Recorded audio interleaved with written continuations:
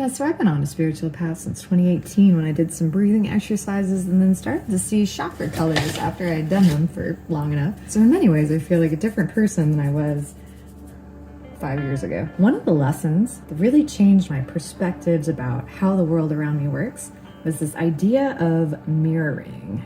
There's a quote from Anais Nin that goes, "We don't see the world as it is, we see the world how we are." Basically meaning that because we are human, and because we live with this filter that we see the world through, and the filter is everything you've ever experienced, everything you've learned, all the thoughts you have, your morals, anything society is programmed into you, you are not objective. There's no way you could be objective. No one's objective. We're all just living through our internal lens, and everyone's lens is different. And so what mirroring is about is realizing that everything on the outside is really just on the inside. So if you really hate your coworker, the thought is, it's really something about yourself you hate. And of course, it's not as obvious as that. Like, your coworker does something you would never do.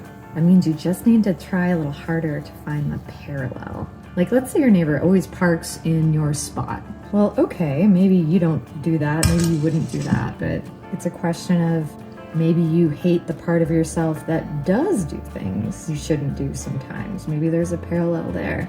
The other option is that you're just jealous, as in maybe you're jealous that this person gets to break the rules and just get away with it all the time. And so what this mirroring practice is being aware of our thoughts when they turn negative to the world around us, to the people around us, and trying to figure out what it is inside ourselves that thought is trying to teach us. I think it's especially important when we get to the point where we would say something really negative to somebody, because that's really not for them. It's something for you to work out. It's also in those kind of situations and scenarios that you are able to, you're able to find that you don't have proper boundaries in place. Maybe you don't hate the person for what they're doing. Maybe you hate yourself for not saying no early enough, not being more vocal, not being more forward, just waiting on somebody to take the hint. And so I think when you do mirroring practices for long enough, what eventually happens is you start to get into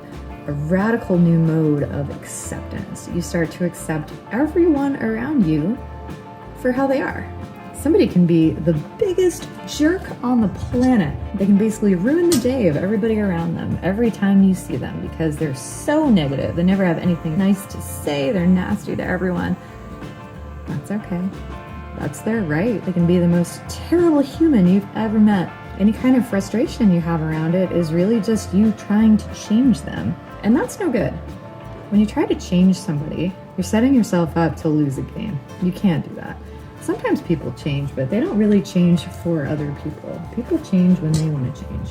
And really at the bottom of any spiritual path is love, right? It's love. It's all love. And the most loving way you can be to another person is to completely accept them how they are, which means not trying to change them. It's accepting all of their faults. And that's hard too, because it means sometimes you might have to face that you don't actually like being around somebody, like your family members. You might have to have a hard conversation or set boundaries. And that can be hard, obviously. When I first went down the path of this, I found that I really got so mad at the people that did not work very hard. Because I was a hard worker. I'd show up early, I'd stay late. If it needed to get done, I would make sure it got done. I was like, I always step up to the plate and give it 110% kind of person. I used to get so upset at these people around me that would just phone it in. Just like wouldn't try that hard, wouldn't do what they were really supposed to be doing. Show up at 10, take an hour coffee break, take a long lunch, and then essentially like sign off at 4. And you know, at the end of the day, that was partially my jealousy. I was jealous at these people that could just hold on to their job, or at least put their job in jeopardy and seemingly not really care about it. But also, I didn't have very good boundaries. Why was I working myself like a dog? Was my boss demanding it of me? No, not at all. It was just my internal motor. And hard work's not a bad thing, but I used to not know how to manage that motor that just made me want to work all the time. Realistically, the position I was in, the work would never be done. We didn't hire enough people. It wasn't staffed properly. And it also wasn't my place. I had a manager whose job it was to make sure that people were doing their jobs. And that dude didn't care. And you know what? That's okay. I accept that not everybody is going to be in the prime of their job at every point along the way. He had a lot of other stuff going on. His brain was somewhere else. Once I actually accepted that's how they are, that's who they are, that's what they do, all of a sudden I didn't have to change them anymore.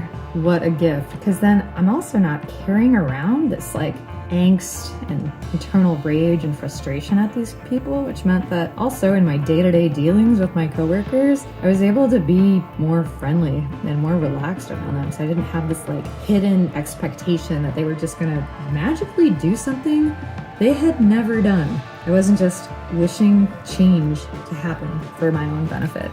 The best strategy for me is just to accept things as they are.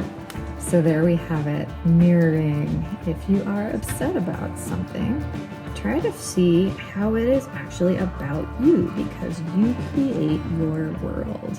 And your options are going to either be strategy 1, change, like take action to change an outcome or bring awareness to something, or have a hard conversation with someone or set a boundary. Strategy 2, accept things or the person or whatever it is you're upset about as it is or as they are.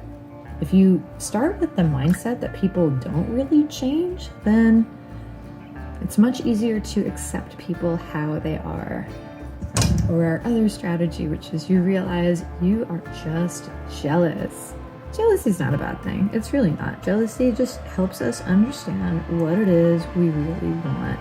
It's important to listen to that, because otherwise we just kind of get in this funk of like, this is unfair, that's not right. When really what we should be doing is strategizing how to get ourselves in the position to get the thing we really want to do, instead of just telling ourselves, oh, we can't because of whatever reason. Finished dumplings.